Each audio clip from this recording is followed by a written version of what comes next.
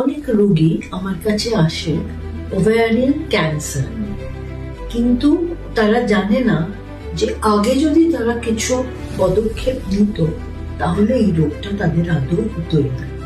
তাহলে কি এমন পদক্ষেপ যেটাতে তারা নিজেদের বাঁচিয়ে রাখতে পারত? প্রথমত, যদি কারুর বংশে কোনো মহিলার ওভারিয়ান ক্যান্সার হয়ে থাকে তাদের সতর্ক হতে হবে। একটা পরীক্ষা আছে যেটাকে বলে BRCA 1 and 2, অবশ্যই এই পরীক্ষাটা করতে হবে। তাতে তারা প্রেডিক্ট করতে পারবে যে ভবিষ্যতে তাদের ক্যান্সার হওয়ার রিস্কটা কত। দ্বিতীয় হচ্ছে CA 125, এইটা থেকেও বোঝা যায় যে ওভারিয়ান ক্যান্সারের রিস্ক আছে।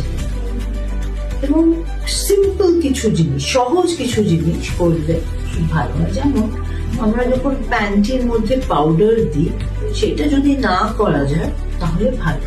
কেন ওই পাউডারের মধ্যে যদি সিলিকা অথবা অ্যাসবেস্টাস পাউডার থাকে, সেই ছোট ছোট টুকরোগুলো মাইক্রোস্কোপিক লেভেলে আমাদের যোনি অথবা ভ্যাজাইনার মধ্যে ঢুকে গিয়ে ফ্যালোপিয়ান টিউবের মধ্যে দিয়ে ওভারির ওপর গিয়ে লাগে এবং সেটা একটা নিডলস হিসেবে কাজ করে ওভারিয়ান টিউমার অথবা ক্যান্সার হয়।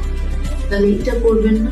যেহেতু স্মোকিং এর সঙ্গে, ধূম্রপানের সঙ্গে অনেকটাই সম্পর্ক পাওয়া গেছে ওভারিয়ান ক্যান্সারের।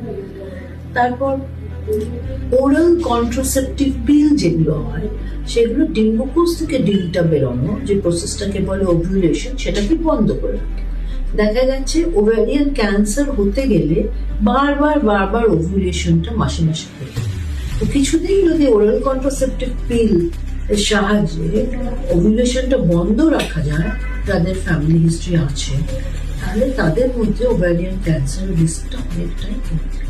এছাড়া কি, যদি প্রেগনেন্সি হয় অথবা বুকের দুধ কেউ খাওয়ায়, তাহলে কি অনেক সময় ওই বন্ধ থাকে মাসিকটা, এবং মাসিক বন্ধ থাকার সঙ্গে কম ওভারিয়ান ক্যান্সার হয়।